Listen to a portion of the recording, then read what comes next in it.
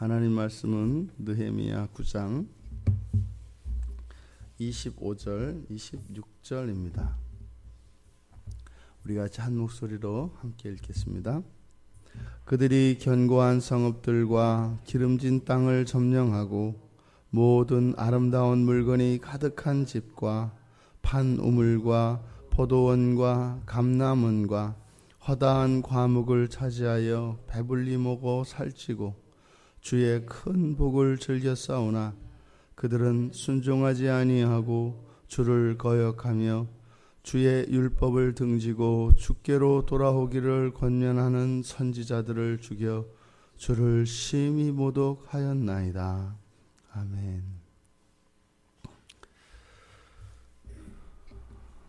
오늘 성경은 옛 조상들, 이스라엘의 조상들의 그 자손들이 누린 큰 복들에 대해서 세 가지로 요약해서 말하고 있습니다. 그 자손들이 누린 첫 번째 큰 복은 견고한 성읍들과 기름진 땅을 점령한 것이라고 합니다. 왜 이것을 단지 소유하고 있다 하지 않고 점령하였다라고 한 것은 이스라엘이 가진 모든 것은 싸움 뒤에 승리의 결과로 얻은 것이기 때문입니다. 견고한 성읍들과 기름진 땅은 애초 이들에겐 없던 것이었고 하나님의 도움으로 승리한 뒤에야 얻어진 것이라는 것입니다. 그래서 점령하였다고 합니다. 물론 그 승리의 결과로 또한 이들이 소유하게 된 것도 의미합니다. 여기서 견고한 성읍들 그리고 기름진 땅이라고 하는 것은 무엇을 의미할까요? 견고한 성읍이다라고 하는 것은 성벽에 둘러싸여져 있는 도시를 말합니다. 그러니까 단순한 사람의 거주지로서의 집보다는 성벽으로 든든히 둘러싸여 있는 안전한 곳을 말합니다. 그러니까 외부의 공격으로부터 안전 보장을 의미한다 이 말이죠. 그리고 기름진 땅은 무엇이겠습니까? 그러니까 기름지다라고 하는 의미는 거기에 곡식을 뿌리면 뿌린 대로 아니 그것에 몇십 배 되는 추수 그 결실을 얻을 수 있는 것을 상징적으로 기름진 땅이라고 이야기합니다.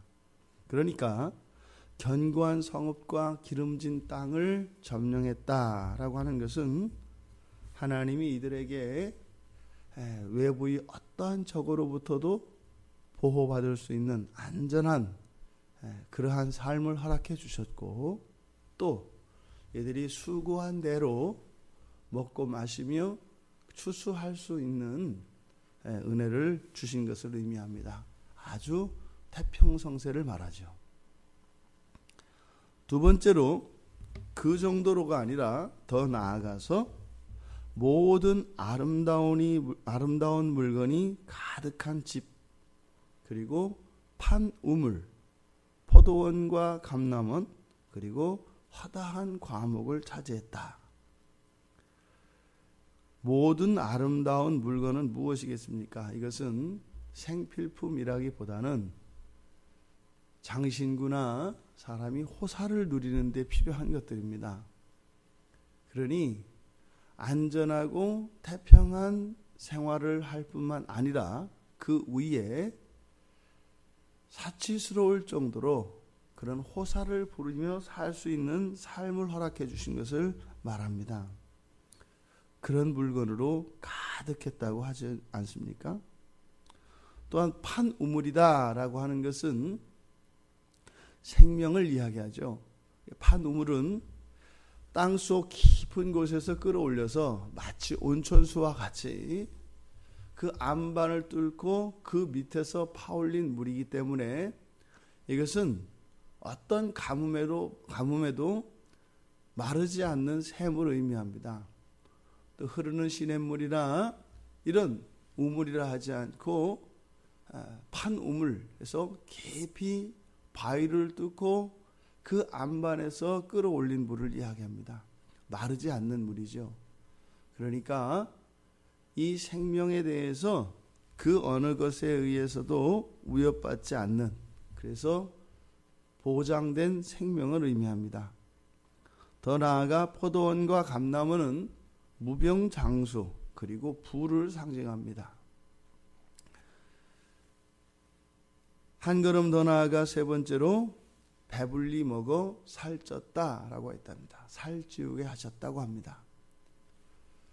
이러한 모든 것들을 갖추고 있다 할지라도 정작 그것을 각 개인이 누리지 못한다면 아무런 소용이 없을 것입니다. 하나님이 주신 이 큰 복들을 이들이 또 어떻게 해요? 누릴 수 있는 것, 그것 또한 큰 복이라고 이야기하고 있는 것입니다. 지금 여기서 설명하고자 하는 것은 감당할 수 없는 하나님의 큰 은혜를 이야기합니다. 그리고 부족한 것이 없을 정도가 아니라 정말 사치스러울 정도로 살았던, 사치스러울 정도로 살 수 있게 하였던 그 하나님의 은혜에 대해서 이야기하는 겁니다. 너무 컸다는 거죠. 너무 많았다는 거죠. 부족한 것이 없는 정도가 아니라 넘치고 남았다는 거죠. 무엇이요? 하나님의 은혜가요. 이런 하나님의 큰 복을 누린 사람들의 반응, 그들의 보응은 어떤 것이겠습니까? 감사하고 찬양하고 하나님의 영광을 드러내는 이런 일 아니겠습니까? 자연스럽지 않아요? 그런데 오늘 성경은 의외의 말씀을 전하고 있습니다. 26절에서 그러나 그들은 순종하지 않았고요, 주를 거역하고요, 주의 율법을 등지고요, 주께 돌아오라고 권면하는 선지자들을 죽였다고 이야기합니다. 지금 여기에는 이스라엘의 모든 범죄가 요약해서 25절에는 하나님이 주신 그 모든 은혜와 복들을 요약해서 세 가지로 이야기하고 있습니다만, 여기서는 네 가지로, 첫째로는 불순종이요, 둘째로는 반역이요, 세 번째로는 율법을 던져버리는 것이요, 네 번째로는 신성모독이라고 이야기합니다. 선지자들을 죽이는 것, 이것이 결국은 신성모독을 위한 것이라고 하죠. 지금 이스라엘 백성들의 조상들에 대한 이야기에서 이제 23절에서부터 자손들에 대한 이야기로 바뀌었고, 광야에서 이제는 약속의 땅 가나안으로 무대가 바뀌었습니다. 세대가 바뀌었고 삶의 생활 환경이 달렸다 이 말이죠. 오늘날로 말하면 뭡니까? 불신자의 상태로 살아가던 사람들에 대한 이야기, 즉 나의 과거, 예수를 믿기 이전의 과거에 대한 이야기가 22절까지였다면 이제 23절에서부터는 예수를 믿고 어디에요? 신앙생활 안으로 들어온 거죠. 들어오고 보니까 그 하나님의 놀라운 은혜들이 깨달아졌는데 나의 삶을 돌아보니 어떻더라는 거예요? 옛 조상들과 하나도 다를 게 없더라 이 말입니다. 나의 옛 삶과 새로워진 이 삶 속에 크게 달라지지 않았더라는 겁니다. 여기서 가장 눈에 띄는 단어가 모독이라는 단어입니다.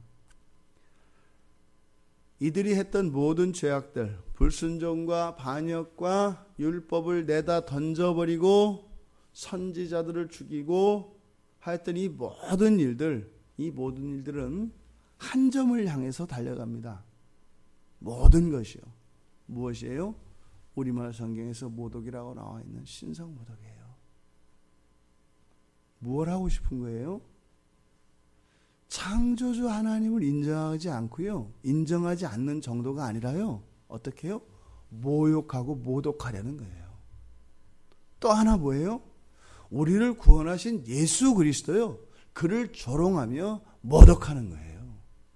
모든 죄의 끝은 신성모독에 있습니다. 예수님이 십자가에 달려서 죽으실 때 예수님을 조롱합니다.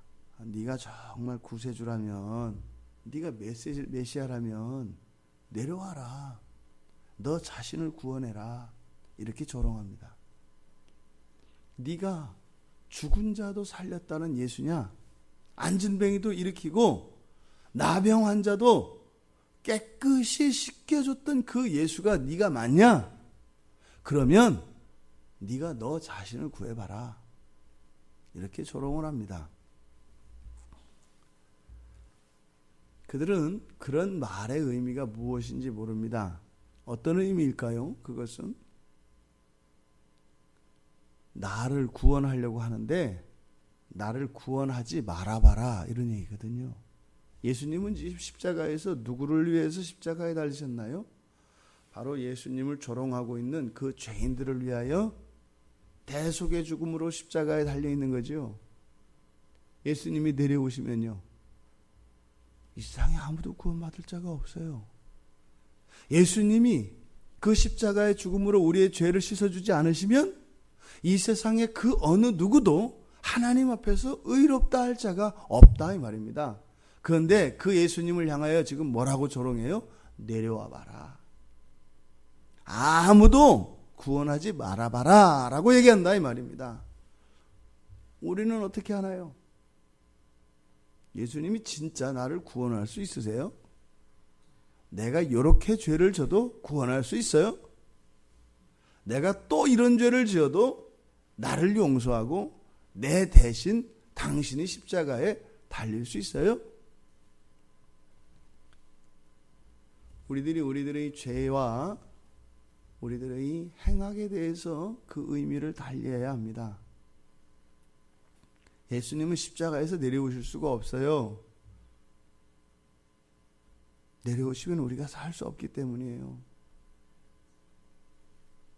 하지만 그것이 우리들의 삶에 안정감을 주거나 우리들의 범죄에 대하여 무감각하게 한다면 그 얼마나 잔인한 일이라고 하겠습니까?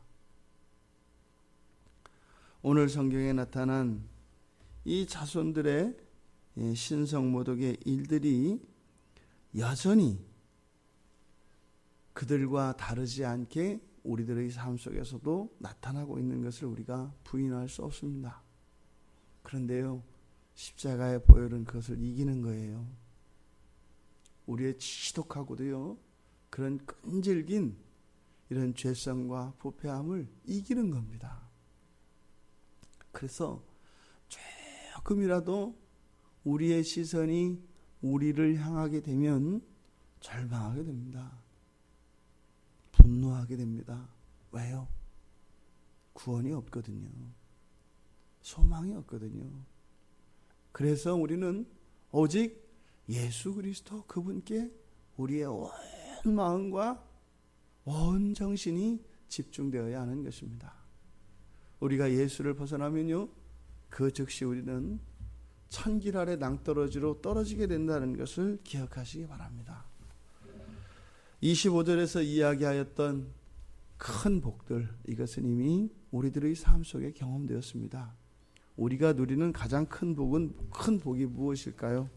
지금 여기에서는 육체적인 이러한 부분들을 이야기하고 있습니다만 우리들에게 가장 큰 복은 예수를 알고 예수를 믿게 된 것입니다. 그 예수가 우리의 모든 것이 되었지요. 그 복을 누린 자들로 그 은혜에 부응하는 마땅한 삶을 살아갈 수 있는 우리가 되기를 바랍니다. 두려워서 벌벌벌 떨며 그렇게 말씀을 지키는 것이 아니라 먼저 받은 그 하나님의 은혜에 감사하며 거기에 합당한 삶으로 하나님께 기뻐하심 기쁨이 되고 우리들의 삶 속에 또한 그 하나님의 기쁨에 참여할 수 있는 이 복된 날이 되시기를 주님의 이름으로 축원드립니다.